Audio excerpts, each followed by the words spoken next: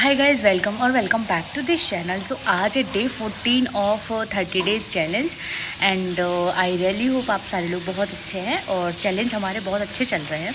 सो या बने रहे वो वीडियो में। एंड मैं लाइब्रेरी पहुंची थी 9 बजे के समथिंग, ठीक।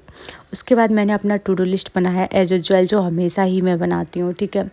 और फिर मैंने सारे टारगेट लिख लिए थे। फिर मैंने सोचा ऐसा करते हैं कि जो स्लॉट हैं उनको भी लिख ही लेते हैं। तो मैंने सारे स्लॉट बांट रखे थे यहाँ पे 3-3 घंटे के। तो जो टू डू लिस्ट है उसमें मुझे क्या क्या करना है वो आपको एक बार बता देते हैं। मॉलिकुलर बेसिस की एनसीईआरटी रीड करनी है, पीवाईक्यू करने हैं, रोटेशन का lecture 2nd, 3rd, 4th 3 lecture देखने हैं, डी एंड एफ ब्लॉक का एक्सेस करना है पूरा, फिर exercise first, second, third, P block full revise करना, कोऑर्डिनेशन रिवाइज करना कि हमारा 13 अक्टूबर को टेस्ट है ना, तो उसमें ये सब कुछ आ रहा है। और यहाँ पे मैंने स्लॉट बना रखे हैं, आप लोग यहाँ पे देख लो, ठीक है। पूरे 12 घंटे के स्लॉट है, 9 से 11, 11 से 1, 1 से 3, 3 से 6, 6 से 9।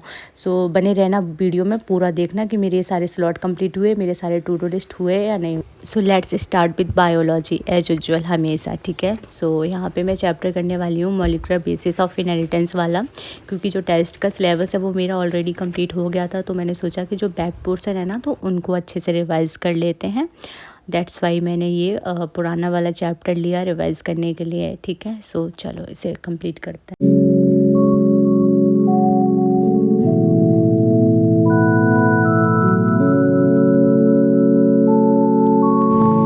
Finally this chapter is over, ठीक है। Now let's move on to next chapter या नेक्स्ट टारगेट, ठीक है। और ये वाला चैप्टर है वो 10:30 बजे तक कंप्लीट हो चुका था।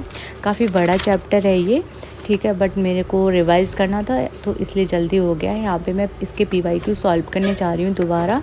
आप लोगों ने पिछले वाले ब्लॉग में देखा होगा कि मैंने इस चैप्टर के भी पीवाईक्यू सॉल्व कर लिए थे, बट हाँ एक बार फिर से करने जा रहे हैं सो दैट जो भी मिस्टेक्स मैंने पहले की थी वो अब ना करूँ।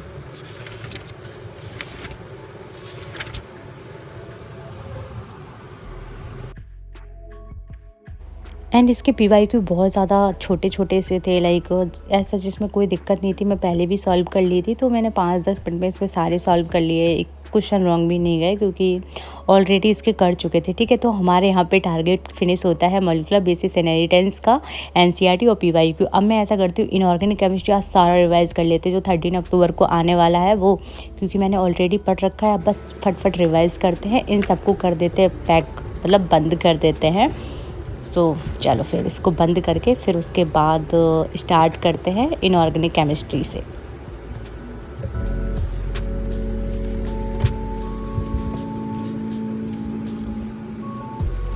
एंड इनऑर्गेनिक केमिस्ट्री के जो नोट्स हैं उनकी नोटबुक पे बिल्कुल भी मत जाना, उसके सिर्फ कंटेंट पे जाना।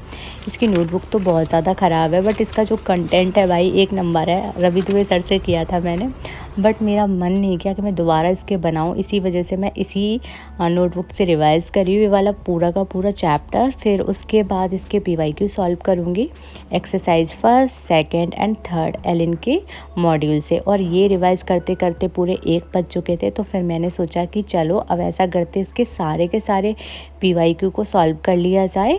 सो चलो इनको कर लेते हैं solve, then I will meet you after that.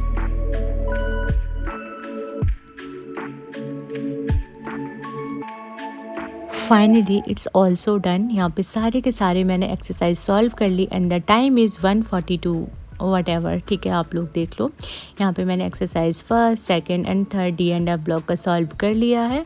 अब ऐसा करते हैं कि पी ब्लॉक फुल रिवाइज़ करना है और कोऑर्डिनेशन रिवाइज़ करना है। तो मैं स्टार्ट हो रही हूँ 140 से पी ब्लॉक को रिवाइज़ करना है। ये भी काफ़ी ज़्यादा बड़ा चैप्टर है, बट सर के नोट्स पढ़ लेते हैं ना सारा, तो सच बता रहे हैं एनसीईआरटी पढ़ने की नीड बिल्कुल भी नहीं होती है।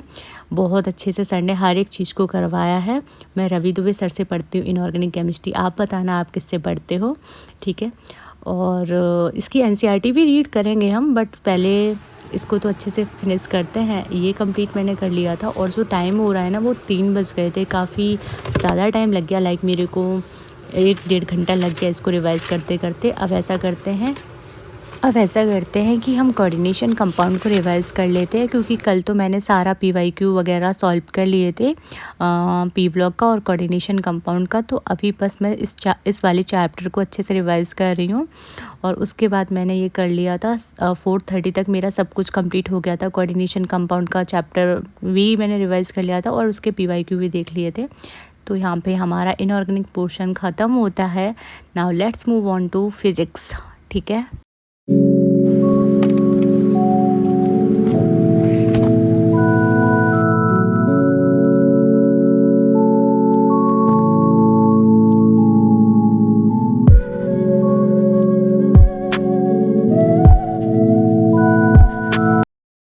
एंड फाइनली मैंने ना लेक्चर नंबर 2nd 3rd देख लिया था। एक लेक्चर बच गया था और जो टाइम हो रहा है वो यहाँ पे 7:40 हो रहा है। ठीक है, फिर मैंने सोचा ऐसा करते हैं कि अब वो UVTS दे देंगे, बट इससे पहले हमारा यहाँ पे ये तो चलो कल का है। यहाँ पे हमारा स्लॉट 1st कंप्लीट हो गया है, 2nd कंप्लीट हो गया है। ठीक है, 3rd भी कंप्लीट हो गया था, 4th 5th सारे के स्लॉट हो गए थे। ये थोड़ा सा बचा हुआ था। उसके बाद मैं घर के लिए निकल गई थी। आज मैं बिल्कुल अकेली थी, मतलब मेरी फ्रेंड वगैरह कोई नहीं था और मेरे भाई के पास भी टाइम नहीं था जो मुझे ले जाए। तो मैंने कहा चलो कोई नहीं, आज पैदल जाते हैं। बस आज की वीडियो में इतना ही। एंड बहुत सारे लोग मुझसे एक ही क्वेश्चन पूछे जा रहे हैं, UVTS क्या होता है। तो आज सुन लो, UVTS का मतलब है यूनिट बायोलॉजी टेस्ट सीरीज। इसमें क्या होता है, कोई भी बायोलॉजी की एक यूनिट ली जाती है, कोई भी चैप्टर की। हमने मान लिया प्लांट डाइवर्सिटी मान लेते हैं, ठीक है। तो उसमें प्लांट डाइवर्सिटी में 4 चैप्टर हैं, living world, biological classification, plant kingdom and animal kingdom. ठीक है, तो ये चारों चैप्टर से क्वेश्चन आएंगे।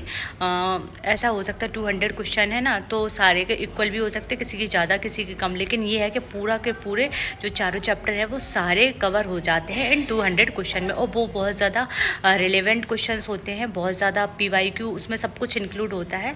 तो वो बहुत ज़्यादा हेल्पफुल होते हैं। अगर आपने NCERT बहुत ज़्यादा अच्छे से पढ़ी है ना, तो उन सारे क्वेश्चन को अगर आप अटैम्प्ट कर लिए और अगर आपके अच्छे मार्क्स आ गए, दैट मीन्स आपका वो चैप्टर बहुत अच्छे से क्लियर हो जाएगा। ठीक है, क्या होता है कि हम लोग नॉर्मली NCERT रीड करते और हम सोचते कि हमने तो वो चैप्टर रीड कर लिया है, बट अच्छे से प्रैक्टिस नहीं करते तो हमें रियलाइज़ नहीं होता है कि हमारी अच्छे से हमने वो चैप्टर को रीड किया ही नहीं है, कुछ टॉपिक छोड़े दिए हैं। तो जब हम टेस्ट में जब वो क्वेश्चन को गलत करते हैं, हमारे मार्क्स कटते हैं, तब हमको एकदम हिट करता है कि यार नहीं, मतलब हमें ये वाली लाइन पढ़नी चाहिए। तो दोबारा जब वो मिस्टेक हो जाती है, फिर हम उसको एनालाइज करके लिख लेते हैं कॉपी में। फिर अच्छे से वो क्वेश्चन जो होता है वो बहुत अच्छे से दिमाग में रहता है कि हाँ मैंने यहाँ पे गलती करी थी, ये दोबारा गलती नहीं करनी है। तो इसी वजह से मैं उन क्वेश्चन को सॉल्व करती हूँ और इसी वजह से मेरी जो बायो है वो काफ़ी ज़्यादा अच्छी हो गई है। पहले इतनी ज़्यादा अच्छी नहीं थी। मैंने इन क्वेश्चन को बहुत अच्छे से सॉल्व किया है। लाइक आप लोगों ने देखा एंड आप लोगों ने देखा ही होगा कि मैं हर वीडियो में ना UVTS तो देती हूँ, ठीक है, क्योंकि यार उससे बहुत अच्छे से प्रैक्टिस हो जाती है हमारी।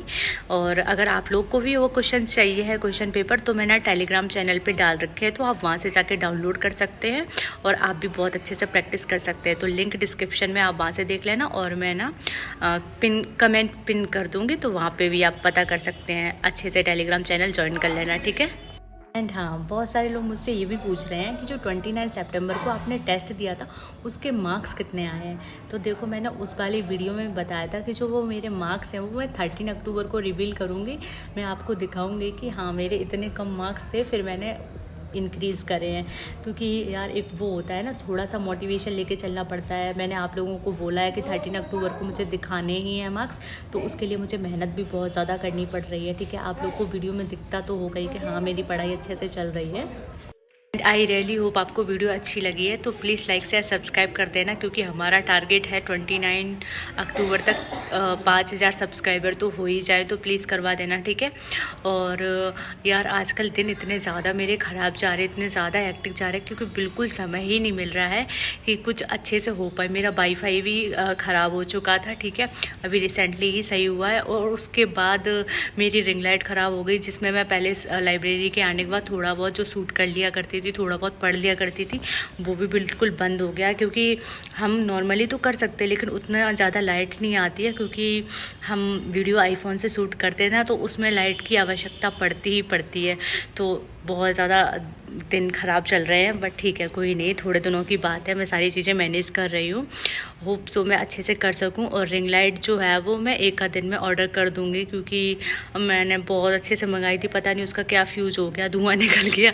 बट इट्स ओके, कभी कभार कुछ चीज़ें ऐसी हो जाती हैं, बट गिव अप नहीं करते हैं, करते रहते हैं। और मैं वीडियो को शेड्यूल कर देती हूँ। बहुत सारी बातें कर ली हैं, चलो अब वीडियो को यहीं पे एंड करते हैं। आई रियली होप आपको वीडियो अच्छी लगी है, तो प्लीज़ आज सारे लोग कमेंट करके बताना कि आप लोग कहाँ कहाँ से ये वीडियो देख रहे हो। ठीक है, चलो bye, take care, good night, good night.